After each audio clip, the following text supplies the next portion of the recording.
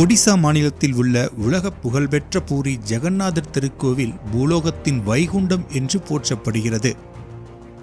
இங்கு ஆண்டுக்கொருமுறை நடைபெறும் ரத யாத்திரை மிகவும் பிரசித்தமானது. ஆஷட மாதத்தில் நடைபெறும் இந்த ரத யாத்திரையில் லட்சக்கணக்கான பக்தர்கள் கலந்து கொண்டு தரிசனம் செய்வார்கள். அதேபோல இந்த ஆண்டிற்கான ரத யாத்திரை சில தினங்களுக்கு முன் துவங்கியது.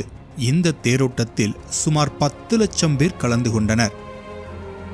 துரதிர்ஷ்டவசமாக கூட்ட நெரிசல் மற்றும் கடுமையான வெயில் காரணமாக சுமார் 700க்கும் அதிகமானோர் உடல் நலம் பாதிக்கப்பட்டதோடு 3 பேர் மரணமடைந்துள்ளனர். கூட்டத்தை கட்டுப்படுத்த முடியாமல் ரத யாத்திரை ஓரிரவு தாமதமாகவும் செய்தது. தன்னுடைய உயிரே போனாலும் சரி, பூரி ஜெகநாதரை தரிசித்தால் போதும் என்று ஆண்டுதோறும் இத்தனை லட்சம் மக்கள் பூரி ஜெகநாதர் கோவில் தேரோட்டத்திற்கு செல்ல காரணம் கிருஷ்ண பகவானின் உடலின் ஒரு அங்கம் மூலவ விக்கிரகமாக இருப்பதாகவும், இன்றைக்கும் கிருஷ்ணர் அந்த கோவிலில்தான் வாழ்வதாகவும், கிருஷ்ணர் தனது மதிய உணவை பூரி கோவிலில்தான் உண்பதாகவும் ஐதீகம். இதற்கெல்லாம் இன்றும் அங்கே ஆதாரங்கள் உள்ளன.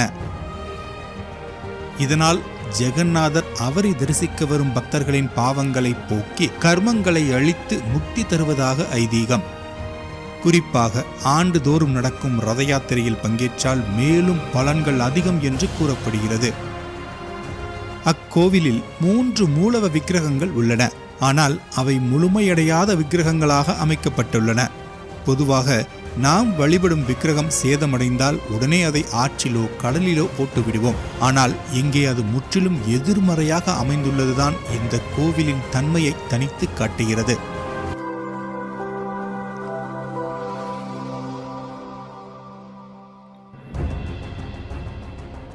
இக்கோவில் உருவான வரலாறு கிருஷ்ண அவதாரத்தின் முடிவில் இருந்து துவங்குகிறது.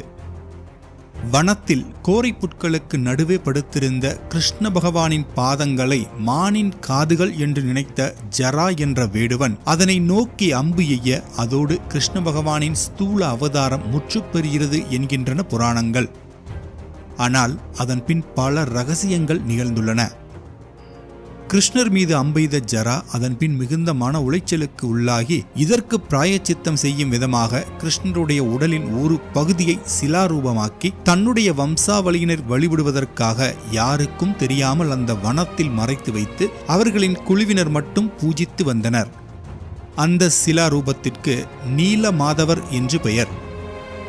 இப்படி இருக்கையில் இந்த நீலமாதவரின் அருளை அனைத்து மக்களும் அனுபவிக்க வேண்டும் என்று எண்ணம் கொண்ட பகவான் கிருஷ்ணர் அதற்கான நிகழ்வுகளை ஏற்படுத்துகிறார். இந்த காலகட்டத்தில் அப்பகுதியை ஆட்சி புரிந்த மன்னனின் பெயர் இந்திரத்யும்னன். மிகச்சிறந்த விஷ்ணு பக்தர். நீலமாதவர் பற்றிய செய்திகளை எப்படியோ தெரிந்து கொண்ட மன்னருடைய ஒற்றர்கள் இந்த செய்தியை அவரிடம் தெரிவித்தனர். இதனை உறுதிப்படுத்த மன்னர் தன்னுடைய தலைமை குருவின் மகன் வித்யாவதியை மாறு வேடத்தில் அங்கு சென்று பார்த்து வருமாறு கூறுகிறார். தன்னை ஒரு வேடுவன் போல சித்தரித்துக் கொண்டு அந்த குழுவோடு சேர்கிறார் வித்யாவதி. யாருக்கும் தெரியாமல் சிலை எங்கே உள்ளது என்று தேடிக்கொண்டிருந்தார். ஆனால் சிலையை கண்டுபிடிக்க முடியவில்லை. இந்த சமயத்தில் அந்த குழு தலைவரின் மகளோடு காதல் ஏற்பட்டு அவரை மணந்தும் கொள்கிறார் வித்யாவதி. திருமணத்திற்கு பின் தன் மனைவியிடம் நீலமாதவர் சிலை இருக்கும் இடத்திற்கு தன்னை அழைத்துச் செல்லும்படி கேட்க மனைவியும் தனது தந்தையாரிடம் இதை பற்றி கூற தந்தையோ இதற்கு ஒப்புக்கொள்ளவில்லை. பின்னர் தன் மகளின் தொடர் வற்புறுத்துதலால் அதற்கு சம்மதிக்கிறார். ஒரு நாள் தன் மருமகனின் கண்களை கட்டி காட்டிற்குள் அழைத்துச் செல்கிறார். இதனை முன்கூட்டியே அறிந்து கொண்ட வித்யாவதி வழியை தெரிந்து கொள்ள தான் செல்லும் பாதையில் கடுகை போட்டுக்கொண்டே செல்கிறார். சிறிது நேரம் கழித்து இடம் வந்துவிட்டதாக கூறி வித்யாவதியின் கண் கட்டுகள் அவிழ்க்கப்படுகிறது. ஒரு குகை போன்ற இடத்தில் தீப்பந்த ஒளியில் நீலமாதவரை தரிசித்த வித்யாவதி மெய்சிலிர்த்து நின்றார். சில நாட்கள் கழித்து இந்த செய்தியை தக்க நேரம் பார்த்து மன்னரிடம் தெரிவித்தார். இருவரும் மாறுவேடம் அணிந்து நீலமாதவரை தரிசிக்க வனத்திற்குள் செல்கின்றனர். அன்று வித்யாவதி விதைத்த கடுகுகள் முளைத்து நீலமாதவர் இருக்கும் பகுதிக்கு அழைத்துச் சென்றது. ஆவலோடு குகைக்குள் சென்ற மன்னனுக்கு ஏமாற்றம்தான் மிஞ்சியது. மன்னர் குகைக்குள்ளே சென்றதும் நீலமாதவர் சிலை மறைந்து விட்டது. நாடு திரும்பிய மன்னர் மிகவும் மன வருத்தம் அடைந்து அந்த சிலைக்கு ஒரு பிரம்மாண்ட கோவில் கட்டத்தான் தான் அங்கு சென்றதாக கிருஷ்ணரை நினைத்து மனமுருகி பிரார்த்தித்தார். அன்றிரவு மன்னரின் கனவில் கிருஷ்ண பகவான் தோன்றி, நீ எங்கு நினைக்கிறாயோ அங்கேயே கோவில் கட்டு, அங்கு நான் குடிபுகுவேன், அது பூலோக வைகுண்டமாக திகழும் என்று கூறி மறைகிறார். உடனே வாஸ்து வல்லுநர்களையும் ஜோதிடர்களையும் அழைத்து சரியான பூகோள அமைப்பில் ஒரு இடத்தை தேர்வு செய்து பிரம்மாண்ட கோவிலை கட்டினார் இந்திரத்யும்னன். அந்த கோவில்தான் தற்போதைய பூரி ஜெகநாதர் திருக்கோவில். ஆனால் நீலமாதவர் இங்கு வந்த நிகழ்வுதான் மேலும் சுவாரஸ்யமானது. கிருஷ்ணரின் வாக்கை ஏற்று கோவில் உருவாகிவிட்டது. ஆனால் மூலவர் சிலை பற்றி ஒரு தகவலும் மன்னருக்கு கிடைக்கவில்லை. இதனால் மன்னர் மறுபடியும் கிருஷ்ண பகவானிடம் முறையிட, அன்றிரவு மறுபடியும் கிருஷ்ணர் கனவில் தோன்றி, நாளை காலை கடற்கரைக்கு செல், அங்கே கடலில் நிறைய மரக்கட்டைகள் மிதக்கும், அதில் 3 உன்னிடம் வரும், அந்த கட்டைகளை விக்கிரகங்களாக வடித்து கோவிலில் பிரதிஷ்டை செய் என்று கூறினார். மன்னர் மறுநாள் கடற்கரைக்கு சென்றார். கனவில் கூறப்பட்டது போலவே கடலில் நிறைய மரக்கட்டைகள் மிதந்தன. அதில் 3 மட்டும் மன்னரிடம் வந்தன. நாட்டின் தலை சிறந்த சிற்பிகளை அழைத்து வைகுண்டத்தில் இருக்கும் பெருமாளைப் போல ஒரு சிலை வடிக்கச் சொல்கிறார். ஆனால் அவர்கள் எவ்வளவு முயன்றும் சிலை உருப்பெறவில்லை. மன்னர் மறுபடியும் மன வருத்தம் அடைந்தார். இந்த சமயத்தில் ஒரு வயதான சிற்பி மன்னரிடம் வந்து தான் இந்த பணியை மேற்கொள்வதாக கூறி அதற்கு ஒரு நிபந்தனை விதிக்கிறார். தன்னையும் கட்டைகளையும் கோவிலின் உள்ளே வைத்து பூட்டிவிட வேண்டும். பின்னர் சரியாக 21 நாள் கழித்து கதவை திறந்து உள்ளே வர வேண்டும். இடையில் எக்காரணத்தை கொண்டும் கதவை திறக்கக்கூடாது என்று கூறுகிறார். மன்னரும் இதற்கு ஒப்புக்கொள்கிறார். ஆனால் தினமும் மன்னர் கோவிலுக்கு வந்து பூட்டியிருக்கும் கதவு பக்கத்தில் நின்று சிற்ப வேலை செய்யும் சத்தத்தை மட்டும் கேட்டுக்கொண்டு சென்று விடுவார். 15 நாட்கள் இப்படியே கழிந்தன. ஒரு நாள் மன்னர் கோவிலுக்கு சென்றபோது உள்ளிருந்து ஒரு சத்தமும் வரவில்லை. மன்னர் வெகு நேரம் நின்று பார்த்தார். எந்த சத்தமும் இல்லை. ஒருவேளை வயதான சிற்பிக்கு ஏதாவது அசம்பாவிதம் நடந்திருக்குமோ என்று நினைத்த மன்னர் 21ஆம் நாளுக்கு முன்பாகவே கதவை திறந்து உள்ளே சென்றார். அங்கே 3 சிலைகள் முற்றுப்பெறாமல் இருந்தன. சிற்பியை காணவில்லை.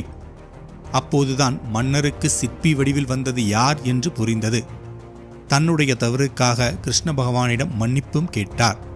பின்னர் அந்த 3 விக்கிரகங்களும் கோவிலில் பிரதிஷ்டை செய்யப்படுகின்றன.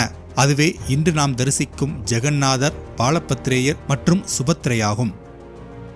நீலமாதவரின் சக்தியை கிருஷ்ண பகவான் இந்த சிலைகளுக்கு விட்டு சென்றதாக ஐதீகம். நீலமாதவரின் சக்தி இந்த 3 விக்கிரகங்களுக்கும் மாற்றப்படும் சடங்கு ஒவ்வொரு 8, 9, 11, 19 ஆகிய ஆண்டுகளுக்கு ஒருமுறை நடத்தப்படுகிறது. இந்த விழாவிற்கு நபகலிபரா என்று பெயர். வானவியல் மற்றும் ஜோதிட சாஸ்திரத்தின் அடிப்படையில் இந்த சடங்கு பின்பற்றப்படுகிறது. புதிய சிலை வெடிப்பதற்கு 12 முறைகள் பின்பற்றப்படுகிறது. சரியான மரத்தை தேடி வனத்திற்கு சென்று மரத்தை தேர்வு செய்து பூசை செய்த பின் பூரிக்கு கொண்டு வரப்பட்டு சிலை வடிக்கப்படுகிறது. இறுதியாக பழைய விக்கிரகங்களில் இருக்கும் நீலமாதவரின் சக்தி இந்த புதிய சிலைகளுக்கு மாற்றப்பட்டு பழைய சிலைகள் அந்த கோவில் வளாகத்திலேயே ஒரு இடத்தில் பூமிக்குள் புதைக்கப்படுகின்றன. இந்த சக்தி மாற்றப்படும் சடங்கு முறைக்கு பிரம்மபதார்த் என்று பெயர். இந்த சக்தி மாற்றம் 14 நாட்கள் நள்ளிரவில் நடத்தப்பட்டு பின்னர் சிலைகள் கோவிலில் பிரதிஷ்டை செய்யப்படுகின்றன. நீலமாதவரின் சக்தி, அதாவது கிருஷ்ணரின் சக்தி இன்றும் அந்த சிலைகளில் இருப்பதனால்தான் தினமும் மதிய உணவை பகவான் கிருஷ்ணர் பூரியில் சாப்பிடுவதாக ஐதீகம். 56 வகையான உணவு பதார்த்தங்கள் தினமும் அங்கே செய்யப்படுகின்றன. இதற்கு மகா பிரசாதம் என்று பெயர்.